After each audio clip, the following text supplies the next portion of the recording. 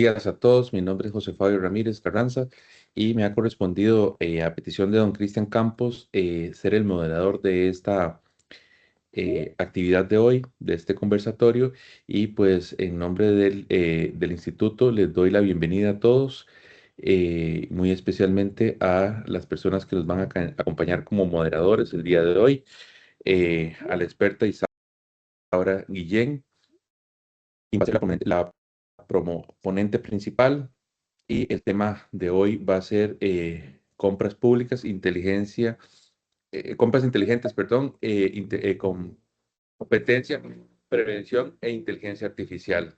Y entonces le damos de inmediato la bienvenida. Ella es una experta en el tema de la materia y trabaja para la Caja Costarricense no, perdón, trabaja para la Coprocom y tiene años de experiencia en esta materia y la dejo con el tema entonces. Muy buenos días, muchas gracias por el espacio. Quisiera compartirles una presentación. Me indican si la pueden ver. Vamos a ver.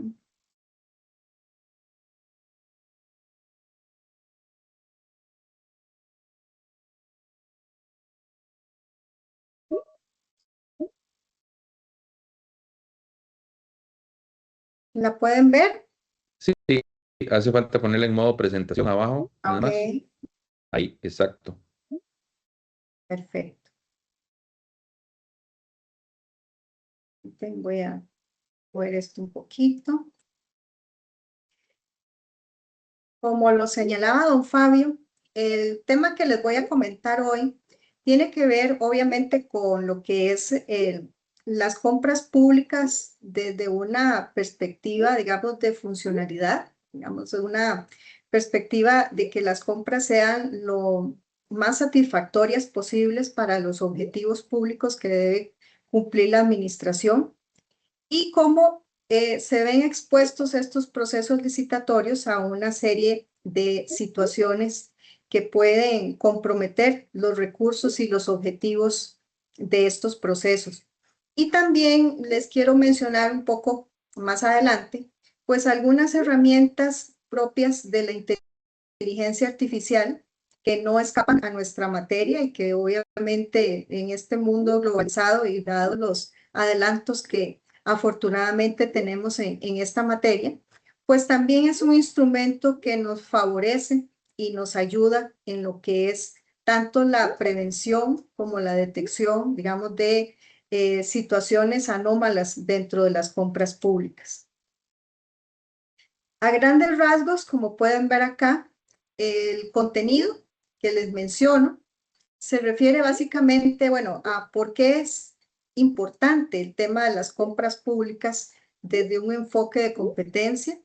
También vamos a ver específicamente cuáles son los riesgos que la competencia sufre en estos procesos de compra y también cómo podemos prevenir que no se den ese tipo de anomalías a través de diseños procompetitivos de los carteles.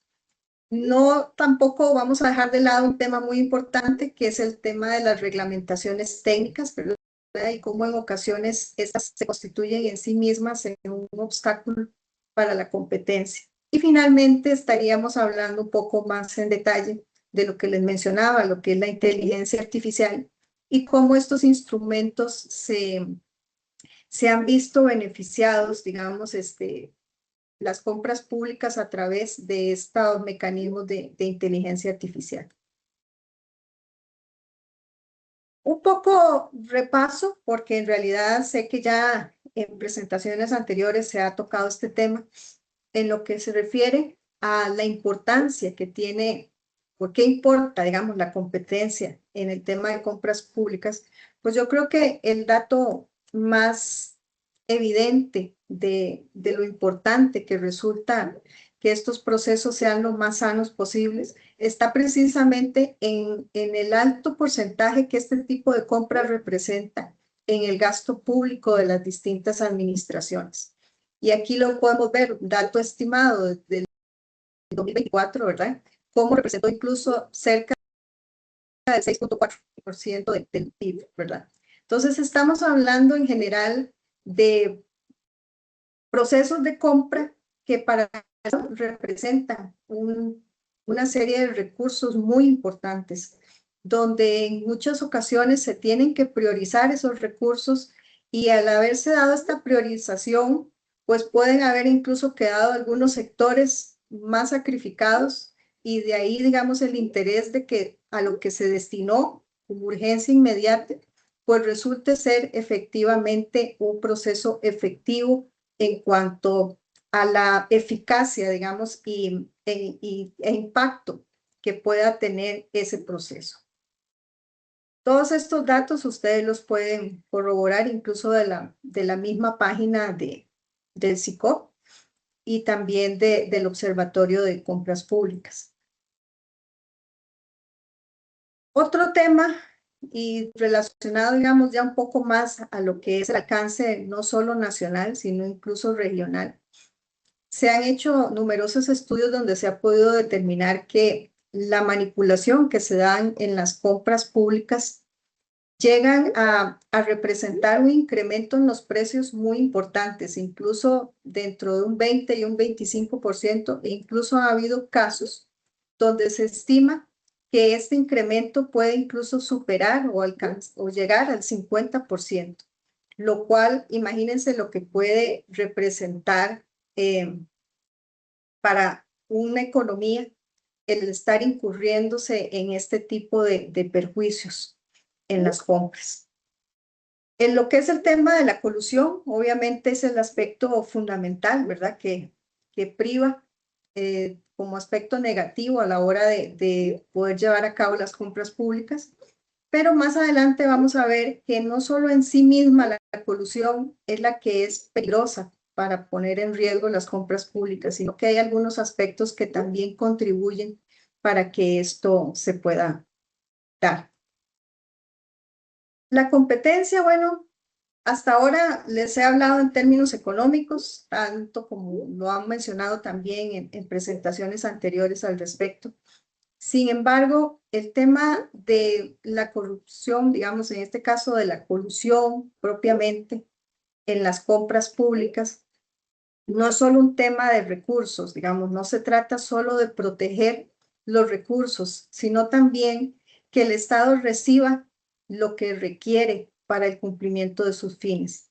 En ese sentido, bueno, la competencia en una contratación pública también favorece lo que es el tema de la calidad. Obviamente, lo que se procura es que se tenga la mejor calidad posible, que se pueda contar con los mayores mecanismos innovadores o de la tecnología de punta y obviamente pues reducir al máximo todo lo que es las posibilidades de corrupción o de captura.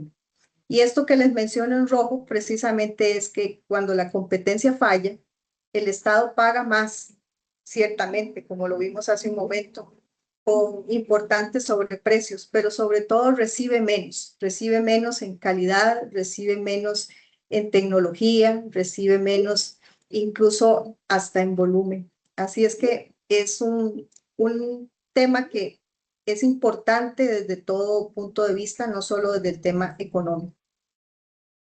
Ahora, como les mencionaba, el tema de los riesgos a la competencia, pues sí, obviamente el enfoque lo tenemos en lo que son los acuerdos entre las empresas para manipular de alguna forma esas contrataciones a su favor. Pero también hay que tomar en cuenta que hay aspectos que favorecen esa colusión y dentro de estos está la misma estructura de los mercados. En muchas ocasiones también favorece esto, de que las empresas puedan ponerse de acuerdo. E incluso también la misma forma en que se diseñan los carteles institucionales son a veces un espacio abierto para que se den este tipo de colusiones. Y obviamente también el tema regulatorio, todo lo que se refiere a lo que son las reglamentaciones o las regulaciones excesivas o innecesarias pueden eventualmente también restringir de forma indebida la competencia. Veamos un poco paso a paso cada uno de los aspectos que les mencioné. Bueno, los riesgos estructurales del mercado. obviamente, pues nos encontraremos muy a menudo en lo que es materia de compras públicas en mercados que no son lo competitivos que quisiéramos que fueran, y no necesariamente porque esto obedezca en el fondo en un acuerdo, sino porque el mismo mercado lo determina de esta forma. Eso puede verse traducido en que hay pocos oferentes, ¿verdad? En realidad hay pocas empresas para ciertos requerimientos que se dan. También son mercados altamente concentrados, en el sentido de que pues, el mercado está manejado o está en manos de muy pocos agentes económicos. Y a veces hasta el tema de las dependencias tecnológicas también es algo que se arrastra a raíz de contrataciones que se dan en una determinada forma, pues puede también generar eso que se esté ya, digamos, como vinculado o casado con una determinada tecnología. Y lo que les mencionaba hace un momento, también el tema de las barreras de entrada. Obviamente hay mercados que no favorecen que exista una gran cantidad de oferentes porque ya en sí mismo existen una serie de barreras que hacen difícil la entrada de nuevos competidores y que favorece la consolidación de los que ya están, digamos, establecidos en el mercado de forma tradicional. En cuanto a los riesgos que podemos ver derivados del diseño del cartel, aquí hay distintos aspectos. Por ejemplo, pueden ser requisitos excesivos desde todo punto de vista, digamos, relacionado, por ejemplo, también con la experiencia desproporcionada. Y aquí les comento, por ejemplo, un caso que a mí me comentaron en una actividad donde hablábamos de estos temas y precisamente uno de los participantes me comentaba, bueno, yo tengo una empresa de traducción donde pues todos son graduados, tienen reconocimiento incluso a nivel internacional del manejo del idioma y han tenido incluso ya 2, 3 años de experiencia en lo que son traducciones técnicas, pero mi empresa no puede participar en muchos procesos licitatorios porque los carteles normalmente ponen una experiencia a veces hasta de 10 años en el mercado. Entonces uno dice, bueno, ¿hasta dónde una cláusula de ese tipo, de establecer tantos años de experiencia, puede ser necesaria o innecesaria, o más bien puede estarse convirtiendo en un obstáculo para que nuevas empresas que igualmente pueden demostrar su calidad y sus facultades óptimas de prestar el servicio, no puedan ni siquiera acceder por una restricción de este tipo? Entonces aquí es donde vemos el tema de plazos irrazonables, a veces de especificaciones que no tienen una justificación técnica real respecto al objetivo que se pretende obtener de la licitación. También les comento, bueno, en alguna oportunidad tuve experiencia de revisar algunos carteles de una proveeduría institucional y pues lo tomábamos nosotros a manera de algo simpático, pero en realidad no. Y les digo que en algunos carteles, incluso, por ejemplo, en la adquisición de vehículos, venía donde fuera la marca Toyota. Entonces, bueno, ya ahí, como les digo, es algo que es completamente ya restrictivo y que está completamente dirigido. Y a veces, aunque no se ponga necesariamente la marca en los diseños de los carteles, se puede tender mucho a eso, a tomar las especificaciones del proveedor que la institución ya de antemano quisiera obtener y diseña el cartel en función de esos requerimientos, cuando en realidad pueden haber muchos sustitutos que pueden aportar la misma satisfacción en calidad y en utilidad y no necesariamente enfocado a una marca, a un proveedor en específico.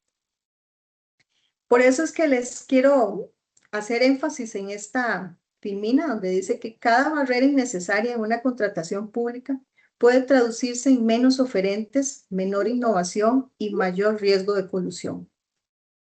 Obviamente, el ser restrictivo, digamos, en los términos en que un cartel se elabora, pues también hace más factible que esos pocos que podrían eventualmente estar satisfaciendo esos requisitos, pues puedan ponerse de acuerdo, ¿verdad? Entonces, en ese sentido, la recomendación siempre es pensar en la lógica, en la utilidad de los requisitos, hasta dónde esos requisitos realmente son indispensables para poder obtener el resultado de la contratación que queremos, o hasta dónde más bien esos requisitos pueden estarnos limitando en las posibilidades de oferta que podamos recibir y que podamos valorar y que eventualmente nos puede dar un mejor beneficio en, en innovación o en calidad y obviamente en precio. Ahora, otro tema importante, y es que no es que les estoy diciendo que estos diseños de carteles se están haciendo de una manera voluntaria o de mala fe, sino como se los estoy planteando acá, no todo diseño anticompetitivo surge de mala fe, muchas veces surge de desconocimiento técnico sobre cómo ciertas cláusulas afectan la concurrencia. Incluso no solo tampoco podemos decir que desconocimiento, a veces también es un poco de costumbre. Yo siento que a veces las instituciones como que se acostumbran a tener un solo proveedor por mucho tiempo y ven esa situación de continuidad como algo normal o como algo cómodo. Y en realidad, pues hay que tomar en cuenta que hay muchas empresas en nuestros países que están tratando de abrirse mercado.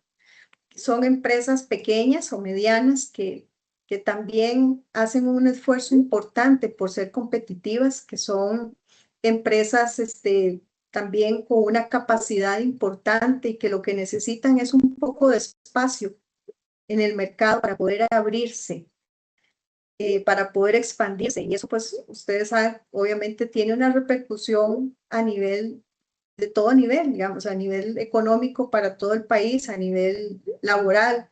Así es que también no es solo un tema de simplemente tener varios oferentes por tenerlos, es simplemente propiciar en el mercado una, una actividad económica activa, participativa, competitiva, que al fin de cuentas realmente pueda hacer que los que destaquen en el mercado no sea por una tradición o por una experiencia ya consolidada, sino porque están realmente dando los resultados que se esperan.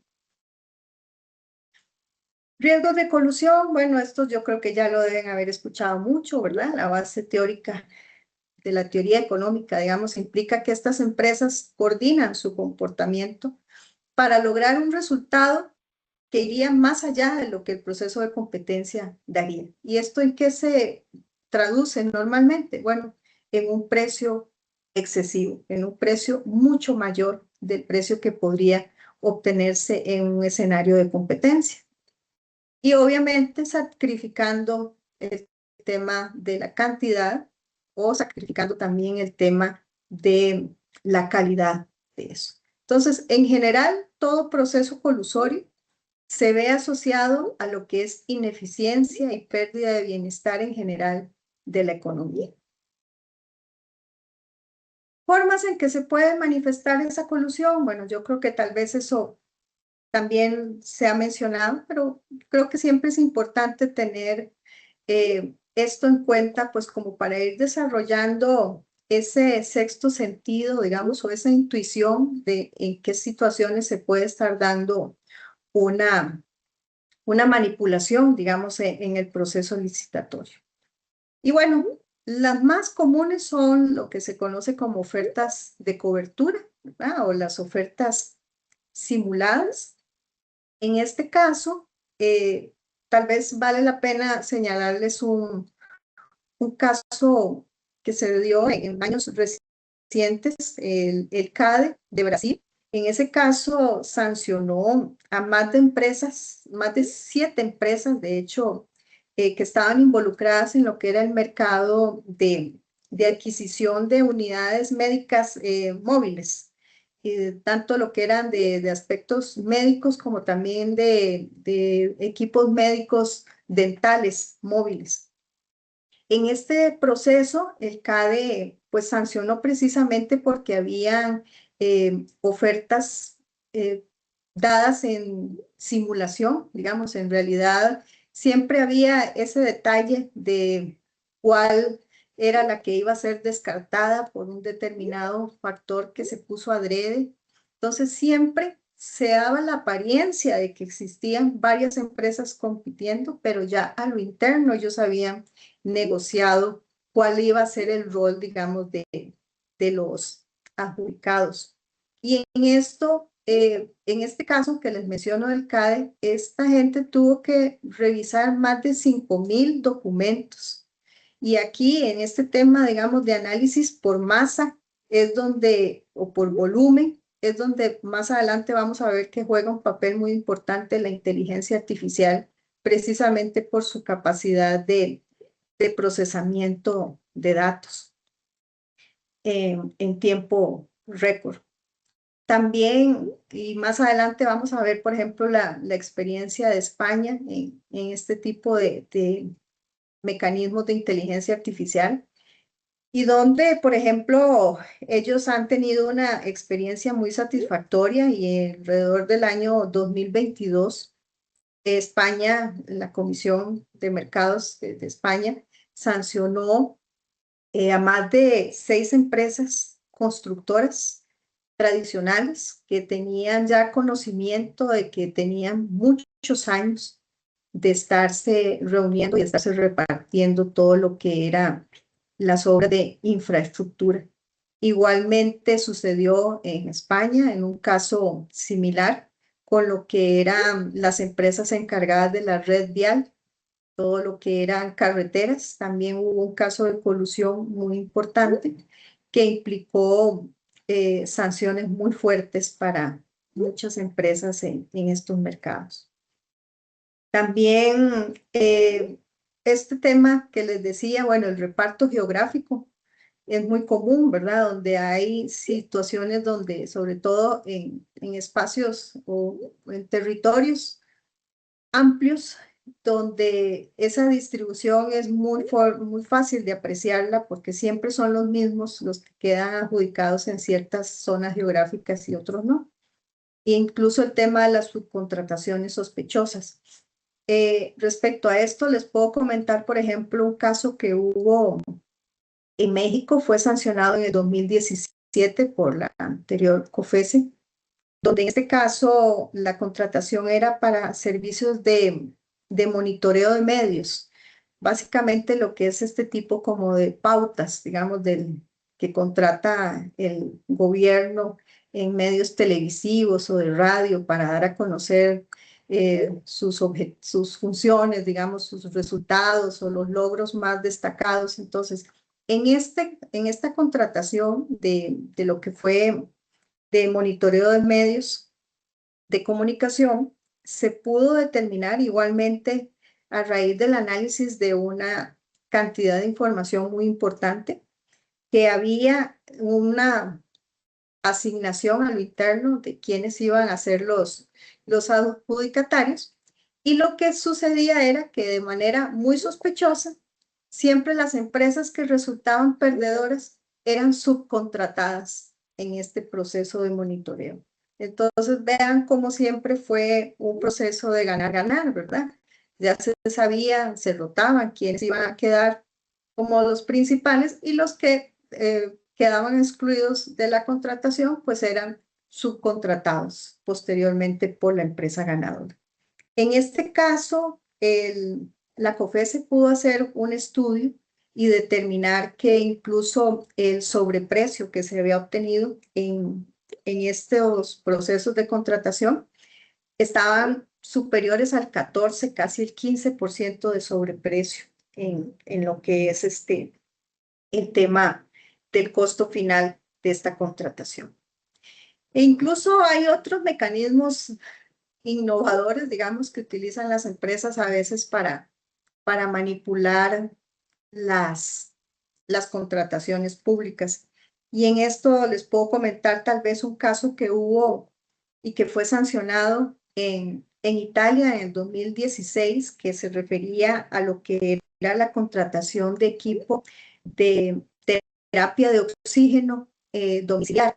Esto era, digamos, la compra de tanques y de toda la aparatología necesaria para llevarle oxígeno a personas que estaban en situación de cama, digamos, en sus casas. Y lo que sucedió en este caso, o digamos que la forma que las empresas utilizaron para manipular las contrataciones fue un acuerdo más bien de abstenerse de participar en las licitaciones. Entonces eran cerca de 16 empresas, las proveedoras, y todas se pusieron de acuerdo en no participar en las licitaciones para poder mantener las asignaciones que estaban a través de prórrogas. Digamos, se les iba prorrogando, se iba prorrogando, obviamente con un precio muy elevado, no un precio de mercado, pero la forma de procurarse, digamos, esas prórrogas fue a través de que se tuvieran que estar declarando infructuosos los contratos, digamos, las licitaciones, por el hecho de que no participaban ofertando. Entonces vean cómo hay miles de mecanismos novedosos de cómo las empresas se las ingenian, ¿verdad? Para poder manipular las contrataciones. Ahora, el tema del diseño procompetitivo de carteles, era lo que les mencionaba, ¿verdad? Esto obviamente está pues vinculado a lo que es procurar la mayor cantidad de ofertas. Y de aquí que digamos en ese diseño que podemos adoptar en prevención de la colusión, el primer principio es maximizar la concurrencia. Y es un poco lo que ya les mencionaba.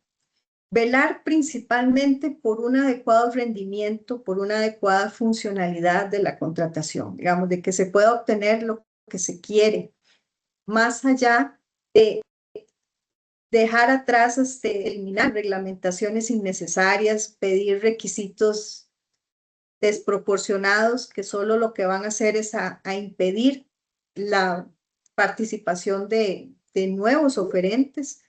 Todo este tipo de revisión a fondo de cómo se hace el diseño del cartel, de hasta dónde es objetivo y necesario y hasta dónde está creando obstáculos que simplemente lo que está dejando es a posibles participantes por fuera, es lo que nos debemos plantear día a día a la hora de elaborar un cartel. ¿Cuál sería por decirlo de alguna manera, el segundo principio? Bueno, reducir espacios para coordinación. Esto es importante, digamos, yo sé que a veces sobre todo en obras técnicas donde a veces se necesita aclarar dudas.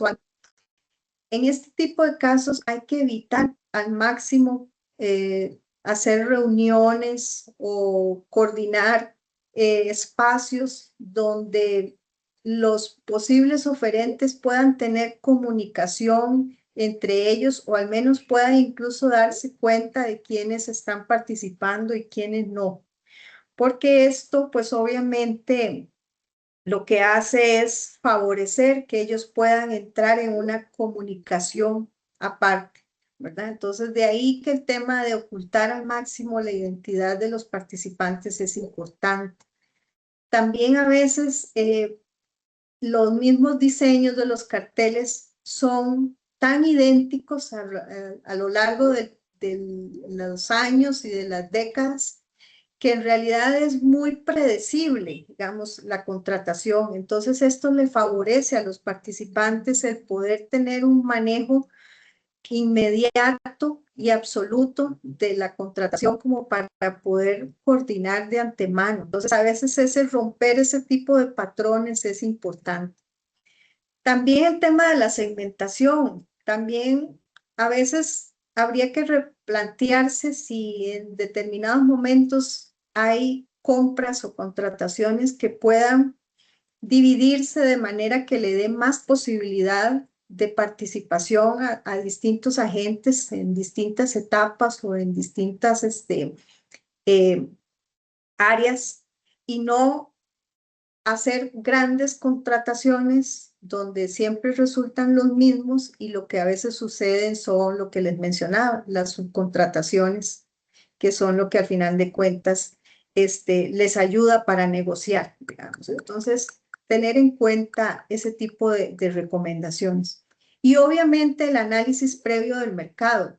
Es importante que ante todo proceso licitatorio se haya hecho un estudio importante del mercado en el sentido de quiénes podrían ser los eventuales proveedores, cuáles son los costos, cuáles son los precios promedio. ¿Para qué? Para que si se reciben precios excesivos o algún tipo de manipulación, esto pueda resultar sospechoso, digamos, puede resultar evidente y puede ser más fácil de detectar. Mientras que si se hace un cartel donde la institución no maneja a fondo el mercado, puede ser que existan detalles que lo pasen por alto y que no le permitan ver que la contratación está siendo irregular, está siendo manipulada. Por eso, en resumen, como se lo menciono acá, la mejor forma de evitar la colusión es mantener a los proveedores en la oscuridad sobre sus competidores, que es el tema de la confidencialidad. Sorprenderlos con las reglas, desde el punto de vista de la impredictibilidad. Desordenar ese negocio, que podría ser una segmentación dinámica, como les decía, y saber más que ellos sobre el mercado. Y esto obviamente lo que requiere siempre es un análisis previo a profundidad del mercado sobre lo que se quiere licitar. El tercer principio que podríamos mencionar en relación con esto del diseño es siempre diseñar procesos con un enfoque de competencia.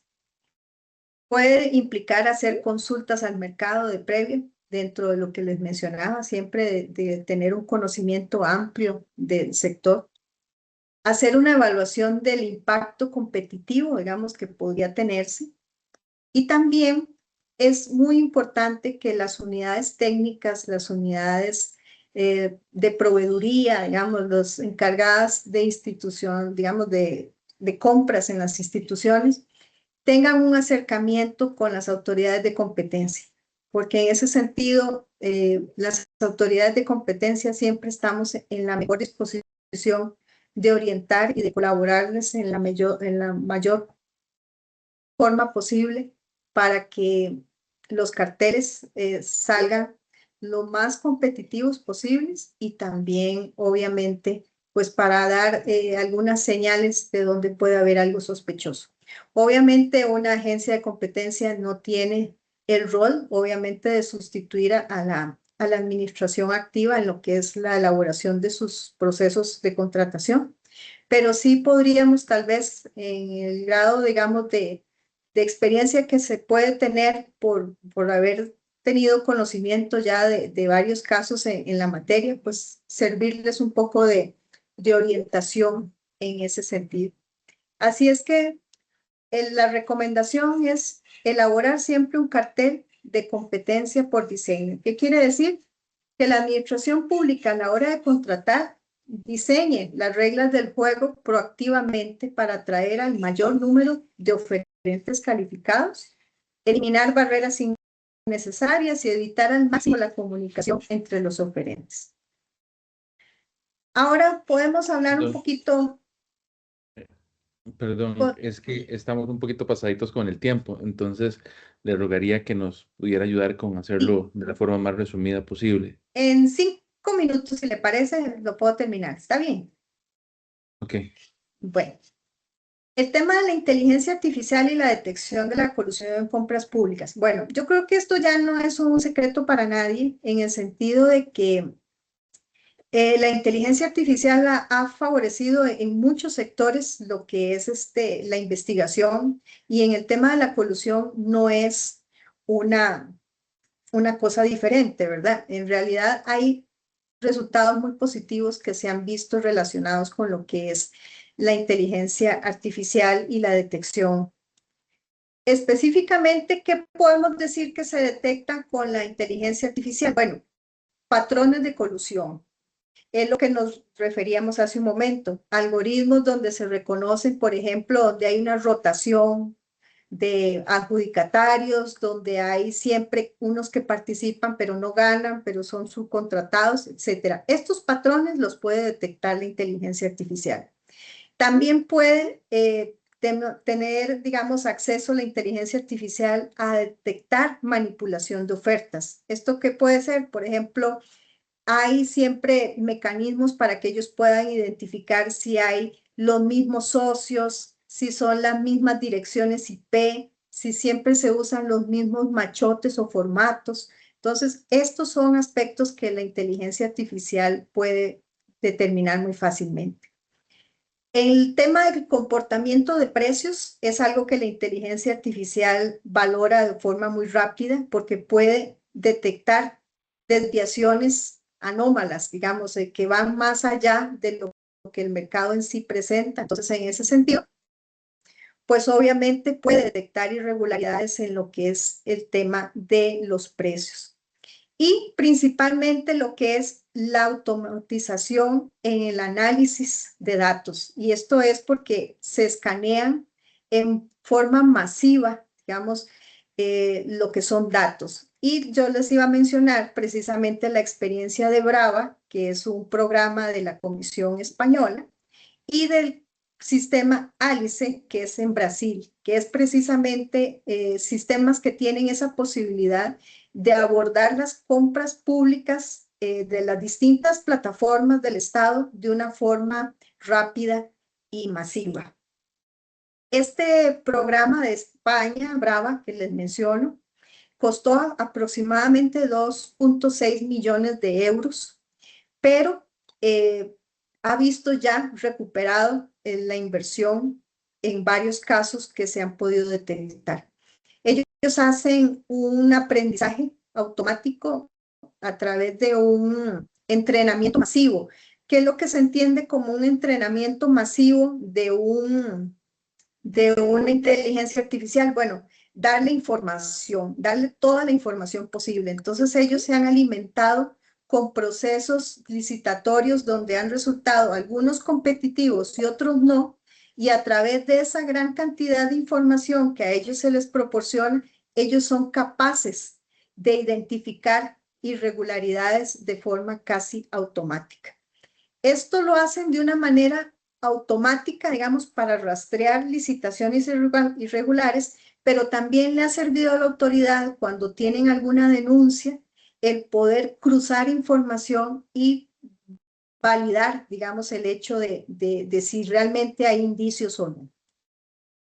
El de Brasil fue un programa que salió un poco más, menos costoso, porque ellos lo empezaron a lo interno de este organismo, que es la Contraloría General de la Unión. Esto es un departamento a nivel de la Administración Central que vela por el adecuado manejo de los fondos públicos. Entonces, ellos empezaron a invertir en la elaboración de este programa, ALICE, para poder monitorear todos los pliegos de condiciones a nivel general que se daban en todas las compras del gobierno en Brasil.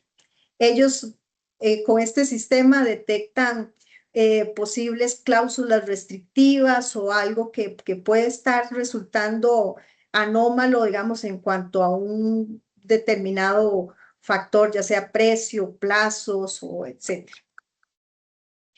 El impacto, vean que lo pueden ver, entre el 2019 y el 2023, AFIS detectó más de 11.000 millones de reales, que estamos hablando de más de 2.000 millones de dólares, en contratos riesgosos, y los pudo detener antes de que estos dineros fueran desembolsados. Entonces, en ese sentido, pues, obviamente ha tenido un impacto importante. ¿Cuáles son ejemplos de algoritmos? Bueno, ya esto más un tema de ingeniería, de manejo de datos, pero existen algoritmos como por ejemplo este que les menciono de medidas de centralidad y modularidad, que lo que hacen es como buscar grupos o clústeres, como por ejemplo socios comunes, direcciones IP físicas también, que coincidan y que permitan desenmascarar, digamos, de alguna forma, una oferta de cobertura o una oferta simulada. También Alice utiliza esto que se conoce como similitud del coseno, que lo que hace es que todos los textos de los pliegos de condiciones, digamos, lo convierte en términos matemáticos para poder comparar y detectar cuando hay mucha similitud. Entonces, esto lo que hace es determinar que en realidad están utilizando un mismo machote o un mismo formato. Entonces, son cosas que en realidad son muy favorecedoras. El sistema Brava se basa en lo que es lo que ellos conocen como un árbol de decisión, que en realidad son simples preguntas de sí, no, sí o no, que al final de cuentas, dependiendo de lo que se vaya contestando, puede llegar a un resultado donde diga que hay muchas probabilidades de que hay colusión o que no las hay. Y no solo se quedan en este árbol de decisión que es un esquema de preguntas, sino que lo combinan con lo que se conoce como un bosque aleatorio, que no es solo un solo árbol, sino que son miles de árboles de preguntas, donde algunos se pueden especializar en precios, otros en los dueños de las empresas, otros en las fechas o plazos de cumplimiento. Y esto implica que un cartel va a ser analizado de forma automática a través de miles de preguntas diferentes enfocadas a dar un resultado si hay riesgo de colusión o no lo hay. Ya para terminar, nada más les menciono que obviamente estos sistemas tienen un alto costo, ¿verdad? Como les mencionaba, estamos hablando de 2.000 y resto de millones de dólares, pero siempre se ha considerado en las autoridades que han podido tomar este tipo de tecnología que el retorno de inversión es inmediato y que con unos cuantos casos que puedan detectar, la inversión se recupera. Entonces, desde ese punto de vista, pues yo creo que es importante ir tomando en cuenta estas herramientas tecnológicas, porque si bien la tecnología no puede sustituir a la persona en el análisis de los casos, pues definitivamente, como lo dice acá esta filmina, la inteligencia artificial no sustituye la investigación de competencia, pero sí la puede potenciar a gran escala. Y muchas gracias y disculpen por haberme pasado el tiempo. Muchísimas gracias, doctora Guillén, por su exposición, por ayudarnos a comprender que debemos conocer el mercado, prevenir las restricciones y utilizar adecuadamente la información disponible para lograr mejores compras y poder promover la competencia.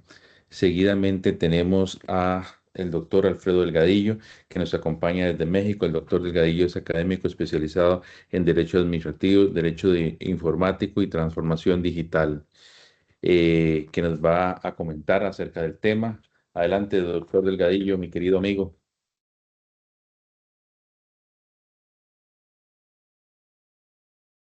Lo veo movilizándose ahí, pero no lo escucho. Hola amigo, nada para ver si me escuchas. ¿Sí me escuchas? Perfecto. Adelante. Listo. Perfecto. Bueno, me estaba moviendo a un lugar con un mejor fondo, por eso. Que me da muchísimo gusto estar en Costa Rica, donde de manera presencial ahí nos encontramos en octubre. Así es. Y bueno, me siento muy emocionado por el tema y me gustaría, querido Fabio, ahí tú me vas indicando. Yo quería comentar algunos temas, ¿no?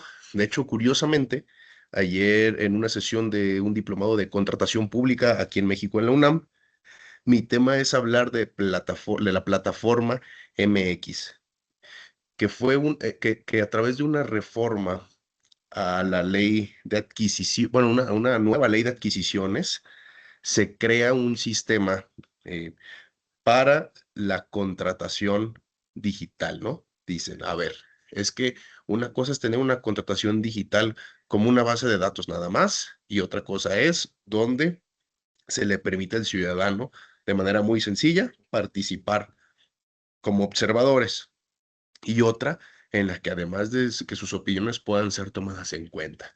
No es lo mismo una contratación digital que solamente es un repositorio de información y otra que te permite hacer las transacciones. Y bueno, mi gran crítica es la siguiente. Queremos realmente presumir un sistema de tecnología cuando, a mi juicio, la plataforma en MX, en el caso de mi país, en México, es nada más hacer lo mismo que de manera física, pero a través de una computadora, lo cual yo lo encuentro moderno para hace 20 años, ¿no? El sistema anterior, que se llamaba Compranet, duró 20, 21 años, si mi memoria no me falla. Y este cambio de nombre no solamente es como para decir que es más moderno, porque hay una tienda digital, un sobre digital, pero al final de cuentas es lo mismo, solo con algunas intenciones de reducir algunas actuaciones de manera tradicional y facilitar, ¿no? Dar más posibilidades de que haya contratación en línea para los proveedores, que haya más facilidad para que el ciudadano no esté monitoreándolo, ¿no?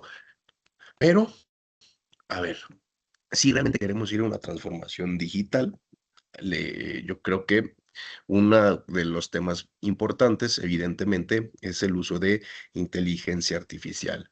Pero yo, hace un año, yo creía que la clave estaba en que los abogados, en este caso expertos en contratación pública, fuéramos los que entrenáramos los sistemas de inteligencia artificial. Y yo decía, es que a diferencia de Cloud, de ChatGPT, de Gemini o de la que ustedes, Grok, la que a ustedes se les ocurra, nosotros tenemos un método jurídico, un método científico, conocemos las patologías de la contratación pública y conocemos el contexto sobre el cual están fallando ciertos temas en cuanto a contratación pública. Nosotros como expertos de contratación pública, ¿no? Pero los ingenieros, aunque sean los mejores del mundo, los expertos en datos y los matemáticos, aunque fueran los mejores del mundo, que están en estos grandes desarrolladores de tecnología que mencioné en su momento, no conocen todos estos temas que un experto en contratación pública sí. Por lo tanto, yo decía hace un año que la clave estaba en tener un sistema de contratación pública que utilizara inteligencia artificial entrenado por expertos en contratación pública. Hoy, un año después, yo siempre digo, ¿no? El ser humano puede cambiar de religión, de política, de pareja, incluso hasta ya de sexo, ¿no? Muy moderno, pero de equipo de fútbol no. Y yo decía, y tampoco puede cambiar esta ideología de que la inteligencia artificial entrenada por expertos es la clave. Y bueno, hoy un año me arrepiento y también cambio de eso, pero de equipo de fútbol ahí sigo vigente, ¿no? Lo que yo quiero dejar en claro es algo, que el por qué me retracto. Y ya creo que la solución no es entrenarla 100% por expertos en contratación pública. Y es porque existen limitaciones tecnológicas. Y un ejemplo bueno, doy dos ejemplos que se documentaron en Estados Unidos, y es que detectaron que en las empresas de inteligencia artificial, no generales, sino jurídicas, es decir, 100% inteligencia artificial entrenada por juristas, seguía alucinando y seguía cometiendo errores. ¿Y cuáles eran las causas? Bueno, la ambigüedad del lenguaje era una de ellas, y otra de las causas que está en el otro estudio que está documentado es que prácticamente la inteligencia artificial se entrena con datos, información, evidentemente este es el combustible, pero la forma en la que estos datos y esta información llegan a las inteligencias artificiales es el gran problema. Y por ello yo les comentaba, ¿se acuerdan? Las limitaciones de la tecnología. Dicen en este estudio que el gran problema está en que el PDF, que es como prácticamente todos utilizamos inteligencia artificial, que el PDF fue desarrollado, perdón, para que las máquinas lo interpretaran como una imagen. Entonces, lo que estamos haciendo es pedirle a la herramienta que interprete textos. Entonces, no fue la herramienta diseñada para eso. Y en la ciencia jurídica, pues nuestra arma y nuestra herramienta es la palabra, el texto, las oraciones, ¿no? la argumentación. Entonces, decía, la gran paradoja está en que la inteligencia artificial puede hacer cosas que el ser humano o muchos seres humanos no harían, pero también puede equivocarse en cosas que el ser humano nunca lo haría. Y una de estas es, por ejemplo, detectaron que uno de los grandes errores de que la inteligencia artificial fuera entrenada con PDFs, aunque estuvieran abogados detrás, es que podía leer dictámenes de 5 o 6 columnas, 2 columnas, no por separado por columnas, sino porque se iba con la misma línea, ¿no? La misma línea. Entonces perdía el sentido. Y este estudio no fue dedicado solamente a las contrataciones públicas o al derecho administrativo, fue para diversas ramas del derecho. Además de que nuestro derecho administrativo es completamente distinto a Estados Unidos. Pero a mí lo que me llama la atención es que si nosotros nos preguntamos cuáles serán los tribunales que tienen la mayor cantidad de dictámenes, de columnas, de tablas, de fotografías, ¿no? De notas al pie de página, porque otro de los grandes problemas es que no leía las notas al pie de página como tal, sino como parte íntegra del documento. Entonces, yo digo, pues bueno, es sin duda alguna en derecho administrativo por los expedientes administrativos. Pensemos en un caso de responsabilidad patrimonial del Estado, alguien que se electrocutó, pues en la ley mexicana, el ciudadano está obligado a demostrar dónde está la actividad irregular de la administración pública. Y para ello hay que hacer un dictamen de electricidad, luego un dictamen psicológico para acreditar daño moral. Y bueno, esos dictámenes son muchísimas hojas que tienen notas al pie, que tienen columnas, que tienen tablas. Por dar un caso, ¿no? Imaginemos ahora los temas de pensión, responsabilidades administrativas, los temas de gasto público, de fiscalización. En el caso de México, 32 entidades federativas, sistema pues su nombre ya lo dice, ¿no? Como federal, las partidas presupuestales, híjole, es muchísima información y si como abogados, expertos en contratación pública, no advertimos estas limitaciones tecnológicas, por más que entrenemos nosotros las inteligencias artificiales, va a cometer ciertos errores. Entonces, para ir llegando a mis conclusiones, yo diría que no hay ninguna duda que la tecnología de inteligencia artificial, el blockchain y el big data son una pieza fundamental para combatir la corrupción, para hacer mejores contrataciones y mejores compras, para que el ciudadano con mayor facilidad esté enterado cómo se gasta el dinero, cómo se contrata, por qué se contrata y entender por qué se toman esas decisiones y por qué se hizo una adjudicación directa y por qué tal proveedor ganó una licitación.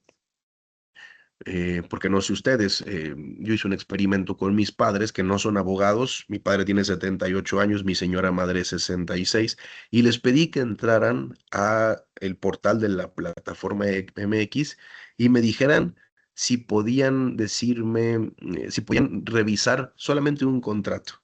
Y bueno, es una tarea muy compleja, ¿no?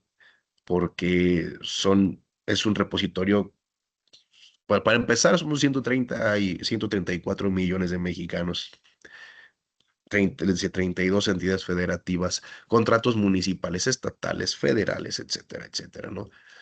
Entonces yo les pedía que si podían revisar algún contrato, el que sea. Entonces es muy difícil, porque con las tecnologías, si decimos que es moderno, porque ya está todo digitalizado, ¿por qué aún sigue siendo difícil? Y aquí está el gran tema, ¿no? Sí, la tecnología puede ser una gran herramienta para todas estas cosas que les estoy mencionando, pero el factor humano es la clave para que la tecnología funcione. Por ejemplo, ¿de qué nos sirve tener el mayor desarrollo de inteligencia artificial, la mejor plataforma, el mejor portal, si como juristas o como parte del gobierno, del ministerio, la secretaría o la dependencia encargada de las contrataciones, no ha detectado cuáles son las dificultades para que el ciudadano, ¿no?, acceda a revisar esos contratos públicos. Y desde el área jurídica o desde el área de la dependencia encargada de contratación, de nada sirve desarrollar el mejor sistema de inteligencia artificial para mejorar la elección de ciertos proveedores, cuando el problema no es ese, sino que hay un exceso de adjudicaciones directas, ¿no?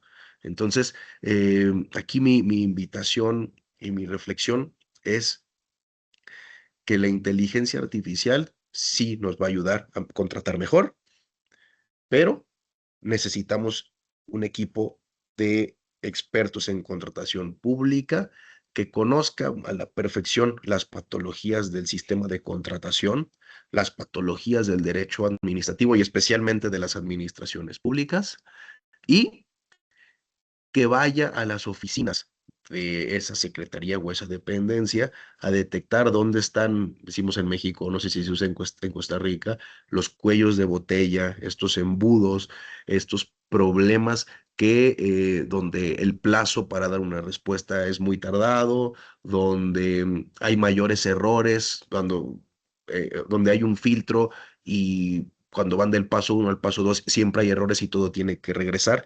Entonces, necesitamos estas tres cosas: inteligencia artificial para contratar mejor, entrenarla por expertos en contratación pública y conocer cuáles son las limitaciones de tecnología, e ir a las raíces de la dependencia y conocer cuáles son las necesidades del ciudadano para poder revisar estos contratos públicos. En el caso mexicano, ahí les voy un tema, teníamos un órgano constitucional autónomo muy desarrollado en temas de tecnología, encargado de la protección de datos y el acceso a la información. Entonces, digamos que era un árbitro independiente, ¿no?, de todo lo que hacían los sistemas de contratación pública y la administración pública, era un árbitro independiente. Se extingue hace un año y casi 2 años, y sus facultades se volvieron a centralizar. Y entonces aquí el gran problema está en que si se quería ayudar a la ciudadanía a poder revisar con mayor facilidad esa información, por desconocimiento o por malas intenciones, no lo sé, se convierte una dependencia en juez y parte de ese control de datos y del control de esta plataforma digital, ¿no? Entonces, aquí un tema bien importante: cómo va de la mano la estructura de la administración pública, el conocimiento de las patologías del derecho administrativo y la contratación pública, el conocimiento de las limitaciones tecnológicas y, algo bien importante, usar tecnología para que sepamos todas sus ventajas. Muy sencillo, al alcance de un solo clic, en segundos, tener una respuesta del por qué tal contratación va a ayudar a, a que cierta ciudad tenga mejor infraestructura, o por qué tal contratación pública realmente está al servicio del interés general, ¿no? Y bueno, querido Fabio, con esto, agradecerte, mandar un fuerte abrazo a Cristian, a Fabio, también a Isaura, que escuché muy atento su conferencia, y bueno, un fuerte abrazo desde México. Muchas gracias, don Alfredo, por su exposición. Ahora continuamos y saludos a toda la gente de México. Continuamos con la experta Sofía Espinosa. Sofía es abogada y notaria pública, bachiller en administración y máster en administración de empresas. Cuenta con más de 15 años de experiencia en derecho público y contratación administrativa, y bueno, nos va a comentar el tema por el espacio de 10 minutos. La dejo, Sofía, con el público. Creo que tenemos 800 y casi 900 personas de toda Latinoamérica, Iberoamérica. Buenos días, muchas gracias a don Cristian y a los compañeros que me acompañan en este panel. Voy a tener el primer reto y es quedar de última y con 10 minutos, pero voy a tratar de hacerlo inclusive en menos tiempo. Para la Caja Costarricense es un gusto poder acompañarlos el día de hoy. Voy a compartir, nada más me dicen si lo están viendo, por favor. Sí, excelente. Listo. Quiero comenzar con una pregunta muy sencilla, ¿verdad? Y es, ¿qué hace la contratación pública realmente inteligente? ¿Verdad? Y veíamos en las ponencias anteriores si es utilizar la inteligencia artificial, si es tener gran cantidad de datos, si es comprar más rápido, si es conseguir, decía la primer ponente principal, el precio más bajo. Y yo diría que no, ¿verdad? Cuando hablamos de compras públicas inteligentes, la primera inteligencia a la que tenemos que referirnos es a la inteligencia natural, a la nuestra, a la inteligencia que debe existir detrás de cada necesidad en materia de contratación pública, detrás de cada análisis que sufren las ofertas y por supuesto que detrás de cada decisión de compra, porque es claro que antes de que exista un procedimiento de compra, antes de publicar un pliego de condiciones y antes de recibir cualquier oferta en un concurso, hay una decisión mucho más importante y en la caja estamos claros de eso y es entender qué necesita realmente la administración y cuál es la mejor forma de satisfacer esa necesidad de la administración pública. Y yo creo que es ahí donde comienza todo, cuando una contratación puede estar perfectamente tramitada y estar mal concebida. Podemos cumplir todos los pasos, los actos administrativos, cumplir todos los tiempos, llenar todos los formularios. En nuestro caso, en Costa Rica, que tenemos un sistema de compras públicas electrónico que trabaja con formularios electrónicos, pero si la necesidad está mal detectada, si desconocemos el mercado, como decía ahora la ponente, o si diseñamos condiciones que restringen necesariamente la participación, probablemente, y estoy casi segura que vamos a comprar mal, ¿verdad? Por eso hoy en esta invitación que nos hacía Cristian, queríamos, ¿verdad? Dentro del parte de este panel, ¿verdad? Conversar sobre esas tres capacidades que considero esenciales para una contratación pública moderna, como es la competencia, como es la prevención, como es la inteligencia artificial, que ya no es moda, ya llegó y se quedará, pero siempre bajo un objetivo superior, y ese objetivo superior en contratación pública, sí o sí, tiene que ser, por supuesto, el valor público que generamos con la contratación, porque la contratación no es un fin en sí mismo, ni la competencia, ni la inteligencia artificial tampoco. Entonces, aquí vemos esa fórmula ideal de la competencia, las tres capacidades que se tienen, y además de la necesaria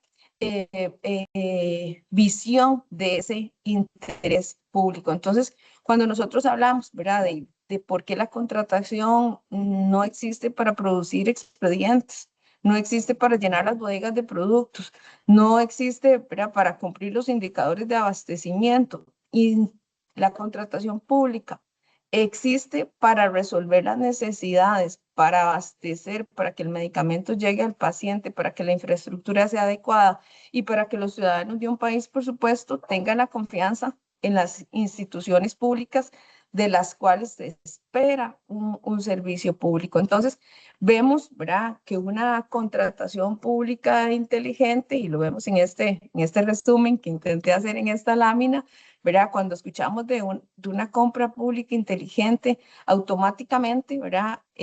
Vemos o pensamos en inteligencia artificial, pero no es cierto. La inteligencia artificial viene después de la natural. Primero está nuestra capacidad de pensar, nuestra capacidad de razonar en una institución pública, que es lo que ocupamos, y después viene, ¿verdad?, esa compra inteligente que comienza con ¿verdad? Creo yo que comienza con muchas acciones humanas que tenemos que tener claro desde la contratación, como qué necesito comprar, para quién voy a comprar, ¿verdad? ¿Cuál es el centro de mi contratación? ¿Con qué nivel de servicio voy a comprar? ¿Cuál es el resultado que espero de la contratación? Y priorizar la definición funcional del objeto contractual. Entonces, vemos, ¿verdad?, que ocupamos siempre esa necesidad, esa definición. Yo no compro, decía ahora la ponente, para una marca específica. No puedo comprar una marca específica, no puedo dirigir el pliego de condiciones, pero sí puedo analizar el mercado para ver qué es lo que me ofrece para satisfacer esa necesidad, y por supuesto que ahí es donde viene la promoción de las competencias y las mejores condiciones, que no necesariamente son 100% precio, pero que sí tengo que analizar todo el ciclo de vida de la contratación para ver qué es lo que realmente responde a la necesidad que tengo en la administración pública y cómo puedo operativizar el marco legal en razón de cubrir esa necesidad. Entonces, estas 6 pasos que les pongo en la diapositiva, ¿verdad? Combina el criterio, la prevención, la competencia y la tecnología de manera tal que la contratación se vea en razón de lo que quiero satisfacer y no, ¿verdad?, de gustos y preferencias o lo que el mercado me ofrece. Tengo que retar al mercado a que me dé soluciones a los problemas que tengo dentro de la administración pública. Entonces, vemos, ¿verdad?, y coincido con la ponente en cuanto que al pliego no debe escribir un proveedor, debe convocar al mercado. Tenemos que hacer estudios de mercado con evidencia, no con intuición, ¿verdad?, porque siempre me lo ha vendido, pero me lo ha vendido en la forma en que siempre lo he comprado y no necesariamente esa forma que venía comprándolo hace muchos años es la que responde hoy a la necesidad. Especificaciones funcionales, ¿verdad?, no las fichas técnicas o los catálogos del proveedor, sino lo que la administración, el uso que la administración le va a dar.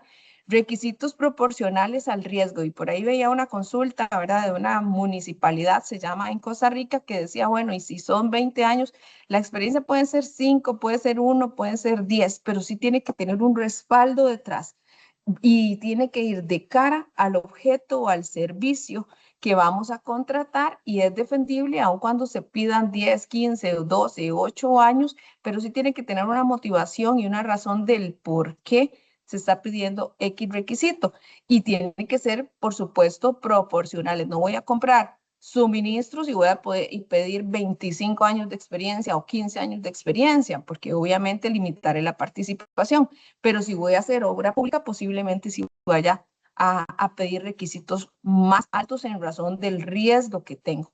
Lotes, entregas y modelos que no expulsen los oferentes, sino que más bien llamen a esas pequeñas, medianas empresas y al mercado en general a venir a ofrecer a la administración soluciones a ese problema. El riesgo más caro, y cuando hablamos de prevención, es el que se detecta después de la adjudicación. ¿Verdad? Eso es algo que es clarísimo y son los riesgos que muchas veces no vemos en los mapas de riesgos en contratación pública. Una demanda que sube sin aviso, un proveedor con atrasos recurrentes, un precio atípico no sostenible en los cuales los proveedores dicen los números no me dan, un objeto crítico sin sustitutos y que no conocimos desde el estudio de mercado, o un pliego, ¿verdad?, que simplemente no camina porque se impugna en razón del diseño y los requisitos que se establecen ahí. Entonces, cuando vemos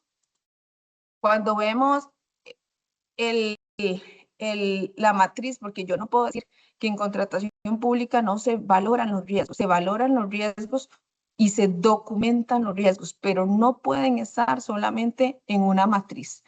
Tenemos que pasar de la matriz al radar, ¿verdad? Porque esto es dinámico. Entonces, si yo simplemente digo los riesgos en contratación son estos 4 y les pongo los semaforitos rojo, amarillo, verde y los tengo controlados, pero si yo no los analizo de forma tal que vengan y que sean específicos de la contratación y que sean además dinámicos durante todo el ciclo de la contratación, prácticamente me voy a quedar con lo que ya conocía, que era esa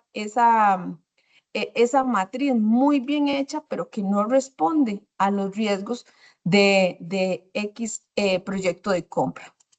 Entonces, cuando vemos, ¿verdad? Y aquí, en estos 2 minutos que me quedan, compartiré un poquito la experiencia de lo que se ha hecho en Costa Rica y propiamente en la Caja Costarricense del Seguro Social como el mayor comprador del país con respecto a la inteligencia artificial y cómo luego de la capacidad humana viene como una herramienta complementaria a ayudarnos. Hace muchos años ya la gestión administrativa, ahora que conocemos la adecuada reacción y el pensamiento mediante un buen prompt y por supuesto que inteligencia supervisada, eso quedó ya superado. Hoy la inteligencia artificial las diferentes herramientas que tenemos apoyan para analizar, anticipar y prevenir. No sustituye de ninguna manera el criterio técnico ni la decisión humana. Por más PRON que le demos a la inteligencia artificial, ¿verdad? Que me desarrolle como un profesional en contratación, el profesional en contratación es usted, el proveedor institucional es usted, el jerarca que conoce la dinámica de la administración pública es usted. La inteligencia artificial lo que hace es una ayuda. Entonces, algunos ejemplos de lo que hemos hecho, por ejemplo, una herramienta de monitoreo y predicción. Entonces, desde que compramos un producto, monitoreamos la cadena de suministro desde el país de origen del producto, por ejemplo, desde donde viene, los puertos que tiene que pasar, y a través de la inteligencia algunas herramientas de noticias, de cosas que pueden pasar en el mundo, que puedan incidir en la cadena de suministro, en la cadena logística de ese producto hasta llegar a Costa Rica. ¿Es un tema del proveedor? Sí, es un tema del proveedor que tiene que monitorear y que eventualmente entregará tarde, pero nosotros no podemos esperar que el proveedor tenga que entregar hoy para darnos cuenta que el producto se quedó pegado en alguno de los puertos o que hubo alguna situación dentro de la cadena logística. Entonces, monitoreamos ese producto una vez que conocemos el ganador que nos dice de qué país de origen viene.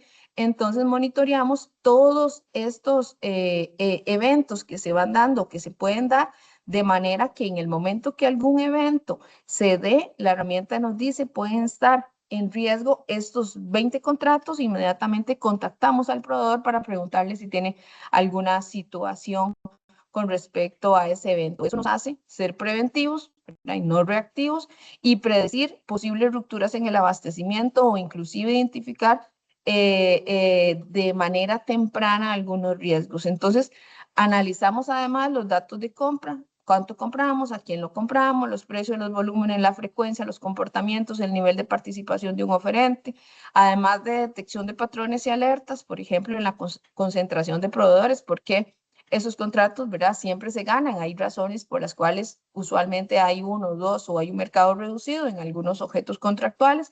Es algo que ya lo estudiamos y vemos que es normal. Patrones de participación, eso también lo detectamos, señales de riesgo, conflictos de interés, eventualmente dentro de las contrataciones y todo esto, por supuesto, con inteligencia artificial, siempre supervisada por nosotros, por los humanos, que somos los que tenemos la inteligencia que no se equivoca o que se equivoca, pero que no tenemos la capacidad de procesar datos como la inteligencia artificial, pero sí tenemos la capacidad de analizar. La inteligencia artificial es impredecible. Usted no sabe lo que le va a contestar por más entrenada que está. Nosotros tenemos algunos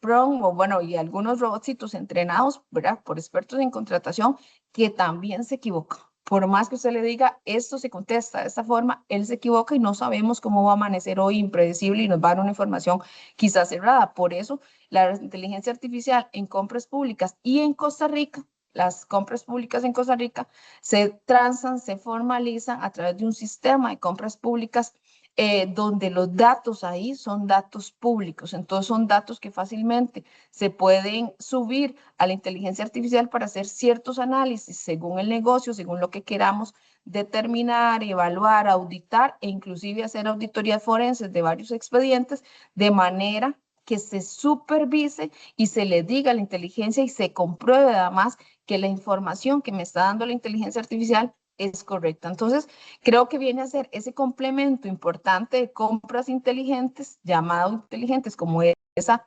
compra que viene a cubrir la necesidad por la cual se inicia la compra, pero que además procesa datos, previene ciertos riesgos que pueden haber, que son dinámicos y hay que monitorearlos, generar competencia, buscar diferentes proveedores que puedan presentar sus ofertas para dar cumplimiento y por supuesto es muy importante y para mí es el más importante de todos, el criterio de cada uno de nosotros y no solamente lo que me diga la inteligencia artificial. Entonces, vemos ya para concluir que la contratación pública no necesita más trámite. Por lo menos en Costa Rica tenemos una ley general de contratación pública que responde a lo que hoy tenemos. Lo que ocupamos es innovación, habilidades y competencias de las proveedorías institucionales, retar al mercado porque tengo certeza que el mercado va a responder en el momento que le pidamos cosas diferentes para satisfacer